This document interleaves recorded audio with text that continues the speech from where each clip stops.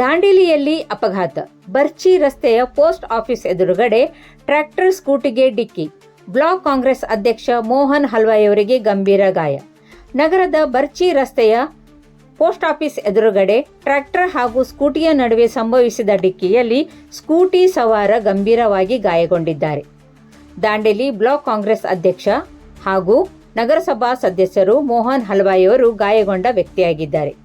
ಮಂಗಳವಾರ ಬೆಳಿಗ್ಗೆ ಸುಮಾರು 9:45 ಸಮಯದಲ್ಲಿ ಈ ಘಟನೆ ನಡೆದಿದೆ.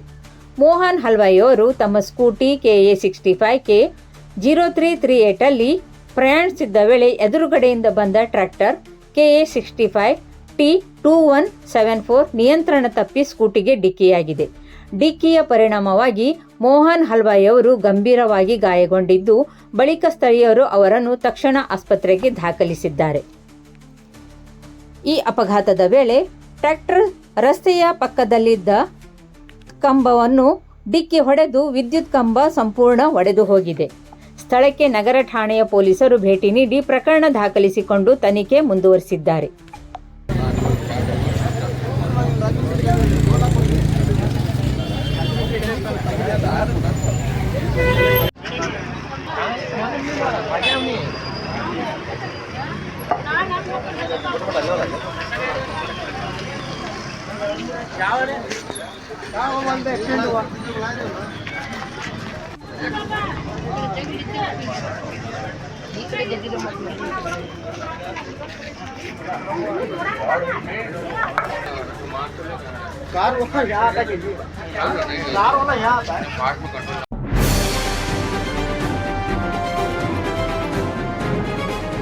ಇದು ಖಾಲಿ ಡಿಜಿಟಲ್ ವಾಹಿನಿ, ಸತ್ಯ ಮತ್ತು ಸ್ಪಷ್ಟ ಸುದ್ದಿ.